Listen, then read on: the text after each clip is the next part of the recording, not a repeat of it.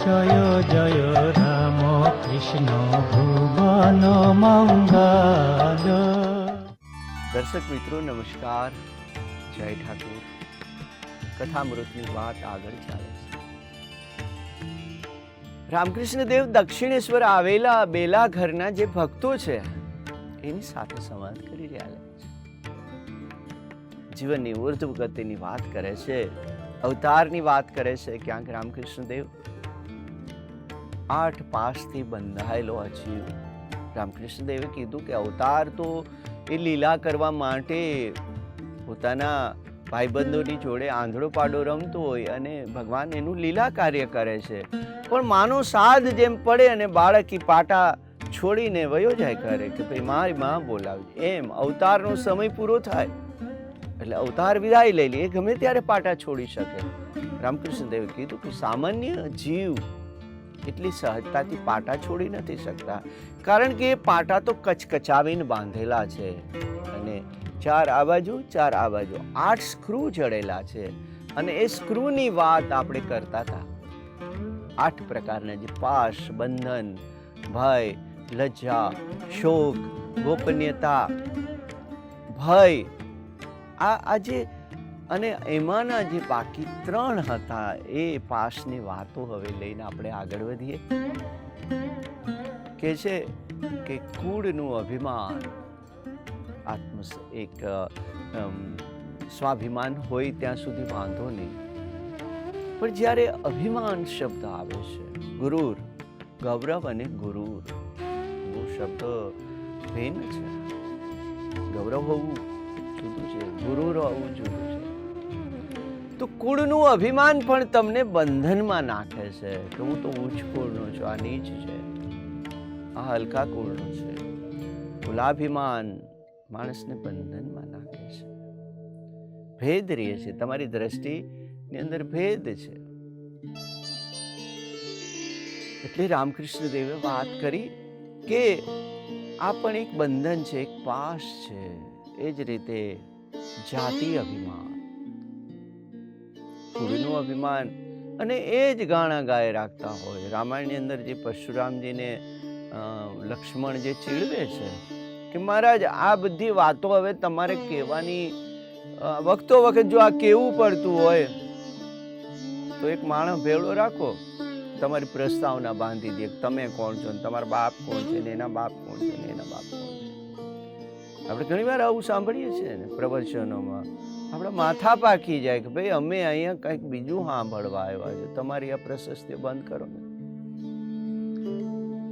તમારે એટલા માટે બીજાના સંદર્ભો આપવા પડે છે, તમારું વ્યક્તિત્વ નબળું છે એટલા માટે કુલાભિમાન તમારે કરવું પડે છે। એ તો થઈ ગયા, હાલો મહાન થઈ ગયા, પણ તમારું કર્તૃત્વ શું, તમારું પ્રદાન શું? બાપ કમાઈ વાળાનું કઈ બહુ એ મહત્વ ન હોય સમાજમાં, આપ કમાઈ વાળા હોવા, તમારું કર્તૃત્વ શું? તો રામકૃષ્ણ દેવે કીધું કે આ કુલાભિમાન ખોટે ખોટું એ બંધન કરે છે તમારી સદગતિની અંદર, તમારા વિકાસની અંદર, તમારી સાધના પથની અંદર, એ તમને જુદા પાડી દે છે। પછી કહે છે કે જાતિનું અભિમાન, અમે ઉચ્ચ જાતિના છીએ, ભેદ આવી જાય। એક સરસ પ્રસંગ યાદ આવે છે કે આદિગુરુ શંકરાચાર્યજી, જગતગુરુ શંકરાચાર્યજી જ્યારે વિચરણ કરતા હતા, શરૂઆતના કઈ સીધા ઉચ્ચ ભૂમિકાએ કોઈ ન પહોંચ્યા હોય, જે રીતે રામાનંદાચાર્ય અને કબીરના પગ અડી જાય, પગ સુતેલા કબીરને પગ અડી જાય છે, આ ઘટનાઓ ઇતિહાસની અંદર આલેખાયેલી છે। જગતગુરુ શંકરાચાર્યજી જ્યારે બાલ્યાવસ્થાની અંદર, એક કિશોરાવસ્થાની અંદર જ્યારે વિચરણ કરતા હતા અને એમાં એક મૃત પશુનું માંસ લઈને એક અસ્પૃશ્ય, ક્યાંક સંકળાશ હશે, મહારાજને આમ આવું ને આમને આમ નીકળવું, એટલે એને સ્પર્શ થઈ ગયો શંકરાચાર્યજી, કુલાભિમાન જાગી જાય, જાતિનું સ્મરણ થઈ જાય, નામુદ્રી પાદ બ્રાહ્મણ, ગુસ્સા થઈ ગયા, બહુ જાતને એમને કેળવેલી હતી. આ તો અવતારી પુરુષ, શંકરના અંશાવતાર જગતગુરુ શંકરાચાર્ય, પણ એની પ્રોસેસ શરૂઆતના કિશોર અવસ્થાનો પ્રસંગ છે. એટલે થોડાક ખિન્નતાથી એમને કીધું કે ભાઈ જોઈને ચાલ, તારો મને સ્પર્શ થયો છે. અને ઘણી વાર આપણને એમ લાગે ને, બધા રાફડા ખાલી ન હોય, ક્યાંકથી ફૂટકાર આવે સામે. અને કેવા તે અસ્પૃશ્યતા એ વ્યક્તિએ જવાબ દીધો કે મહારાજ નમસ્કાર, કોને કોને સ્પર્શ કર્યો છે? અંદર જે ચૈતન્ય છે, એક આત્મા છે, એ કોઈને સ્પર્શ નથી કરતો. શરીર તો પંચ મહાભૂતથી બનેલું છે અને એને અંદરની એ જે વસ્તુ છે એને કોઈનો સ્પર્શ નથી થતો. એટલે આપણે તો એકબીજા કયા સ્વરૂપે મળ્યા? તમે દૈહિક અવસ્થાની અંદર વિચરણ કરતા હો, હજી દેહાભિમાન તમને હોય સંન્યાસી થયા પછી પણ, તો માની લઈએ કે એ પાંચ મહાભૂતના પુત્ર, 5 એલિમેન્ટ્સ થી શરીર જે બને છે, એને કદાચ શરીરે શરીરનો સ્પર્શ કર્યો છે મહારાજ, એના માટે હું ક્ષમા માંગુ છું. પણ હું તો એમ માનતો હતો કે તમારી તો ઉચ્ચ ભૂમિકા છે, એટલે અંદર સાથે જોડાયેલા છો, એટલે અંદર ક્યાંય મેં સ્પર્શ નથી કર્યો, નથી આપે મને સ્પર્શ કર્યો, કે નથી મેં આપને ક્યાંય સ્પર્શ કર્યો.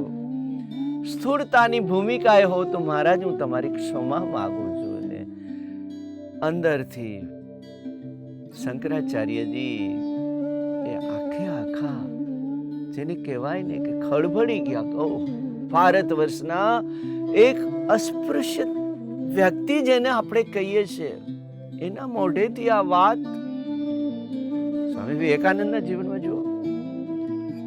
એ યાત્રાએ નીકળ્યા છે, પગપાળા વિચરણ કરે છે, હુક્કો પીતા. વિવેકાનંદજી હુક્કાના, રામકૃષ્ણ દેવે એકવાર એમને મથુરા બાબુને કીધેલું કે મને એક ઈચ્છા થઈ છે. જો આ જે વાત છે ને, એકવાર વિચાર આવે ને એને વ્યક્ત કરી દીધું. એ કે મને એવો વિચાર આવ્યો છે, રામકૃષ્ણ દેવ કથામૃતની અંદર આ વાત લખેલી છે કે મારે જરિયન રેશમી વસ્ત્રો પહેરવા છે અને બંગાળનો જે જમીનદાર નૌકાની અંદર જઈને હુક્કો ગડગડાવતો હોય એવું મારે કરવું છે. બાળક જેવા મને આ કરવું છે કે. અને રામકૃષ્ણ દેવની તો શું વાત કરીએ. મથુરા બાબુને કહે છે કે તું મા માટે પશ્ચિમ ભારતની જે સ્ત્રીઓ પગમાં પેંજનિયા પહેરે છે, મા માટે લાવી દે ને મને કહે છે. એ જ રામકૃષ્ણ દેવ મથુરા બાબુને કહે છે કે મને રેશમી વસ્ત્રો પહેરવા છે, મારે હુક્કો ગુડગુડાવો છે, લાવી દે છે મથુરા બાબુ. અને બે હટ લગાવી હુક્કાની. ત્રીજી ક્ષણે એને વસ્ત્રો ફગાવી દીધા છે, હુક્કાને નદીમાં ઘા કરી દીધો છે. વ્યક્ત થવું તો થઈ જવા આવ્યું છે. અને એ જ વિવેકાનંદજી જ્યારે વિચરણ કરે છે તો એક પ્રવાસી બીજા અસ્પૃશ્ય છે, એના દેખાવ પરથી એના, અને એની પાસે હોકો છે. વિવેકાનંદે એમને કીધું કે ભઈલા લાવને બે હટ મારવી છે મારે. કે મહારાજ આપ એક સંન્યાસી છો, એક સાધુ પુરુષ છો, ને હું તો અસ્પૃશ્ય છું. મારા મોઢે માંડેલી એ નાળ ને તમે, કે હું એનાથી પર થઈ ગયો છું. મારે કોઈ હવે જાતિનું કે કુળનું કે અસ્પૃશ્ય મારે મન નથી રહ્યું. અને વિવેકાનંદ આરામથી એનો હોકો પીતો હતો. કેવી કેવી ઘટનાઓ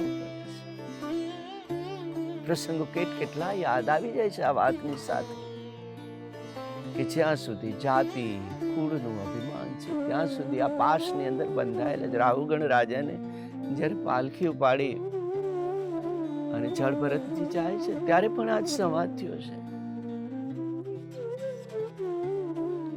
રાહુગણ જ્યારે એના એક પાલખી વાળું ઘટતો તો નામને ઉપાડી આવ્યા છે, એટલે એ ડગલા માંડે છે ધરતી ઉપર. પણ જેને સચરાચરમાં એક નાના જીવને બચાવવા માટે જે જાગૃત સાધક છે, એ ક્યાંક કીડી મંકોડાને રસ્તામાં જોવે છે એટલે પગ એનાથી થોડોક એ આગળ મુકાઈ જાય છે, ક્યાંક અટકી જાય છે, એટલે ઓલા 3 ને તકલીફ થાય છે, બીજા પાલખી વાળાને. એના લીધે એ રાહુગણ રાજાના માથા ઉપર દંડ ભટકાય છે. એટલે એને ઠપકો આપે છે કે તું આંધળો છો, તને દેખાતું નથી. ઉપાલંબ કરે છે. એનો જવાબ આપે છે કે હા રાજન, આમ તો બધા જ વ્યક્તિઓ એ અંધ જ હોય છે, મોહના પડળ બંધાયેલા હોય છે. એટલે એ અવસ્થામાં તું કેતો હો તો હજી મારી આંખે પણ ક્યાંક પડળ હશે, એટલે હું આંધળો છું. હું સદ અસદને કદાચ પારખી નહીં શકતો, એટલે તારી વાત સાચી છે. આગળ જતા એક પ્રશ્ન એવો પૂછે છે કે તું કઈ જાતિનો છો? એટલે કહે છે કે નેતિ નેતિ, મને મારી જાતિની કોઈ ખબર નથી. આત્મ સ્વરૂપ છું એટલે મારી જાતિની મને ખબર નથી. તું ક્ષત્રિય, વૈશ્ય, બ્રાહ્મણ અને શૂદ્રના સંદર્ભમાં પૂછતો હો તો હું તો આત્મ સ્વરૂપને ઓળખું, એટલે મારી જાતિની મને ખબર નથી. આ ભારત વર્ષના એક જળ ભરતજીની એક સાધકની રામકૃષ્ણ દેવ કહે છે કે જાતિ અને કુળનું અભિમાન એ તમને બંધનમાં નાખશે, સાધના પથની અંદર દ્રષ્ટિ ભેદ કરી દેશે. જ્યાં લિંગ ભેદ છે, જ્યાં એક ઉચ્ચ નીચનો ભેદ છે, જ્યાં ભય છે, જ્યાં શોક છે, જ્યાં ગુપ્તતા, આ જે બંધનો છે ને 8 પાસ, રામકૃષ્ણ દેવ કહે છે કે 8 સ્ક્રૂથી જડાયેલા આ પાટાને છોડવું એટલો સહેલો. એક બંધન જે છેલ્લે વાત કરે છે, શીલની વાત કરે છે. શીલ પણ તમારું એક બંધન સ્વરૂપ બને છે. દેવી ગુણ સંપદા ની વાત કરી છે ગીતાકારે, એમાં પણ છે કેટલા નિષેધ કરેલા છે. એટલે આ 8 પાસની અંદર બંધાયેલા પાટાને આપણે છોડવો પડશે. રામકૃષ્ણ દેવ બેલા ઘરથી આવેલા ભક્તોને આ વાત કરી રહ્યા છે. ભક્તો એમને સાંભળીને ગદગદ થઈ રહ્યા છે. એક ભક્ત કહે છે કે મહારાજ આપ અમારી ઉપર કૃપા કરો. રામકૃષ્ણ દેવ કહે છે કે જે ઈશ્વરનું સ્વરૂપ મારી અંદર છે, જે ઈશ્વર અંદર બેઠેલો છે એ તમારામાં બેઠેલો છે. રામકૃષ્ણ દેવ આપણે શું કરીએ છીએ કે એક કોઈ વાંચન કરીએ છીએ સંતોનું, ભક્તોનું, બીજા એ ચરિત્રો વાંચીએ છીએ, ત્યારે એના મોઢે જે મુકાયેલી વાત હોય ને એની ઉપર દ્રઢતા રાખવી. મહાપુરુષો જે પણ કાંઈ બોલ્યા હોય ને એ બહુ અનુભવજન્ય એને વાત કરી હોય. એ બોલવા ખાતર નથી બોલતા હોતા, બહુ સમજીને બોલતા હોય છે. યોગીજી મહારાજ કે મને વાક્ય ગમે છે કે ઈશ્વરનું નામ લઈએ ને, પરમાત્માનું નામ લઈએ ને કે મનમાં ટાઢું રહીએ.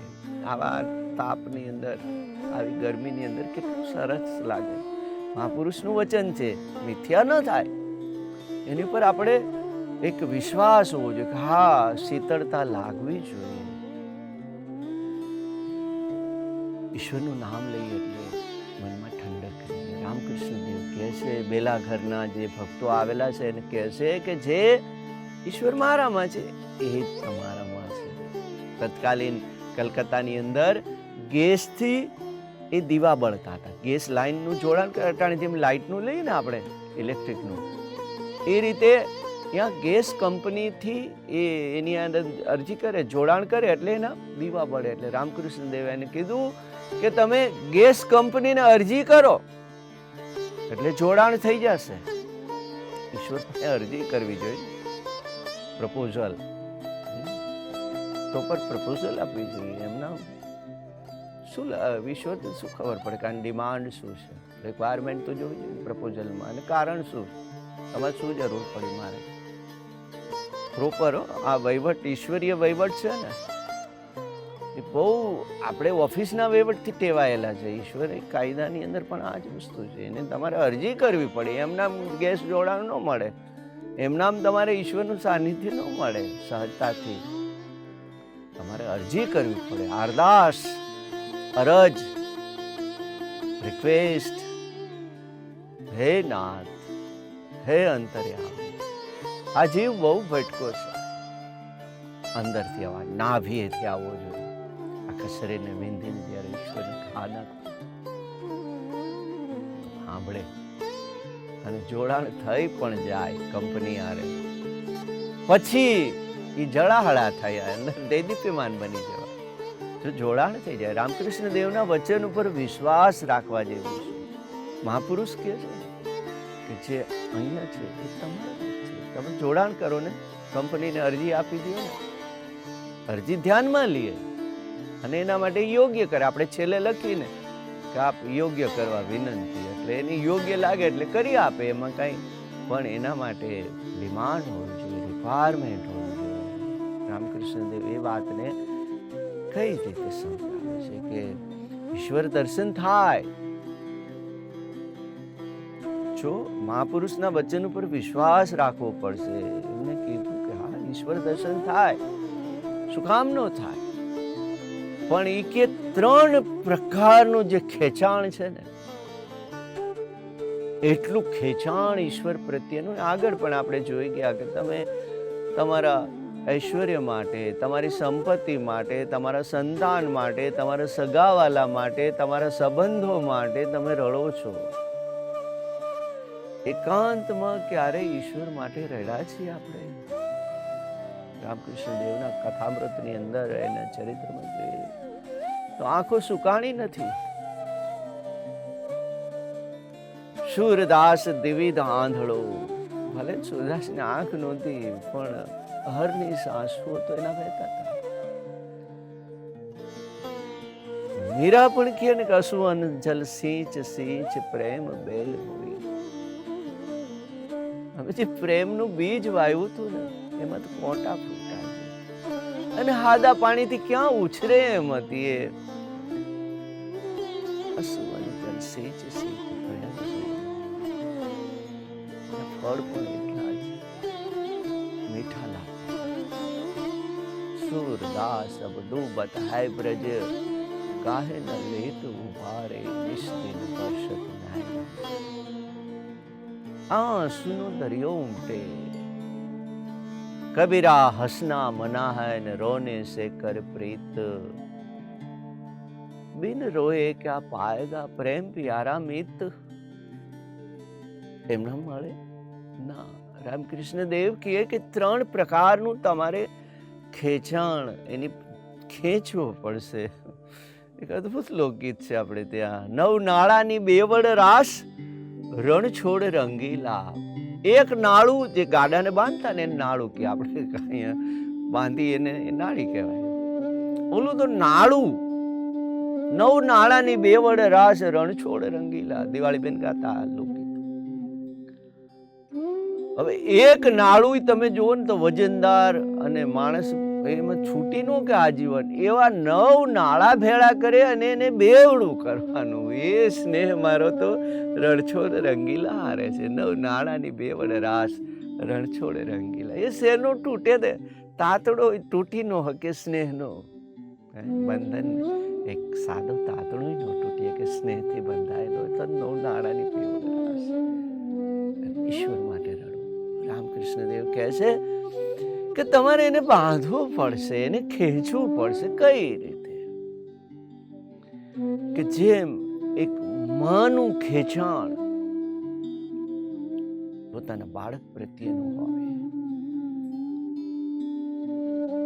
ઘડી બે ઘડી આંખથી માં કામ કરતી હોય ને,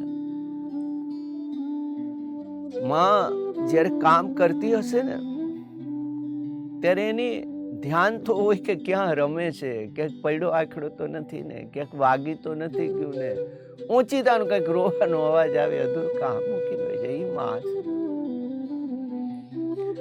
જેમ સંતાન પ્રત્યે માનું ખેંચાણ હોય છે, રામકૃષ્ણ દેવે તો કેટલી વાતો કરી છે કે ઊંડા જળમાં જ્યારે કાચબી જાય છે ખાદ્ય પદાર્થની શોધમાં, સમુદ્રના પેટાળમાં જાય છે, પણ એનું મન રેતીમાં મૂકેલા એના ઈંડાઓની અંદર એના બચ્ચાઓ. આટલું એટેચમેન્ટ, આટલું એકબીજા સાથેનું એક આંતરિક, જેનું એટેચમેન્ટ કહી શકાય, આંતરિક ખેંચાણ, એ અનાયાસ એનો એક અંશ છે. આ જીવ ઈશ્વરનો અંશ છે. આપણે ધારીએ તો આ ખેંચાણ થઈ શકે.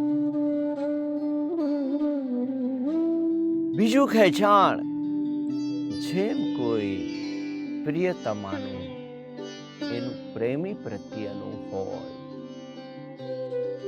અનુભવજન્ય છે આ. એને એ સિવાય કંઈ દેખાય નહીં. મું મને લાગે તું મના, તું મને લાગે મું. પ્રવીણ સાગરની અંદર કીધું છે, મું મને લાગે તું મને. એક બની જાય, એક સ્વરૂપ બની જાય. અહીંયા વિચાર ઉઠ્યો હોય તો ત્યાં તો પોગી ગયો હોય વિચાર. પ્રિયતમાના મનમાંથી પ્રેમીને સંદેશ એમ ના પહોંચે. લખવાની વાત ક્યાં આવે છે? હા, એ પવિત્ર પ્રેમની વાત કરી રામકૃષ્ણ દેવે. તો આ ખેંચાણ જ્યારે હશે, અને ત્રીજું, જેમ વિષયી વ્યક્તિને વિષયોનું એને જ્યારે ખેંચાણ હોય, કોઈ પણ વિષયી વ્યક્તિને કોઈ પણ વિષયનું એને ખેંચાણ હોય છે. ખાલી શારીરિક વિષયની વાત નથી. સંપત્તિ માટેના, સત્તા માટેના ઘણા બધા વિષયો હોય છે. વિષય માત્ર આપણે એક સાથેનું એનું અનુસંધાન નથી. રામકૃષ્ણ દેવ કહેતા આટલું ખેંચાણ હશે ને, જેમ આ ત્રણેય પાત્રોનું જેટલું ખેંચાણ પદાર્થ પ્રત્યેનું છે, બાળક પ્રત્યેનું છે, પ્રિયતમ પ્રત્યેનું છે, વિષયનું વિષય પ્રત્યેનું છે, આ ખેંચાણ જો તમે ઈશ્વર પ્રત્યે અનુભવશો ને, ક્યાંક બહારને આવીને ઊભો પણ રહી જાય. ખેંચાણ જીજી વિષાય, ત્વરા વધવી જોઈએ, આર્દ્રતા આવે, રડવું પડે. દર્શક મિત્રો, કથામૃતનો દોર અવિરત આગળ વધતો જાય છે. જીવનના રહસ્યોને રામકૃષ્ણ દેવ ઉજાગર કરી રહ્યા છે. ફરી પાછા આવતી વખતે કથામૃતનો દોર આગળ તપાવીશું. ત્યાં સુધી નમસ્કાર, જય ઠાકુર. জয় জয় রাম কৃষ্ণ ভুবন মঙ্গল।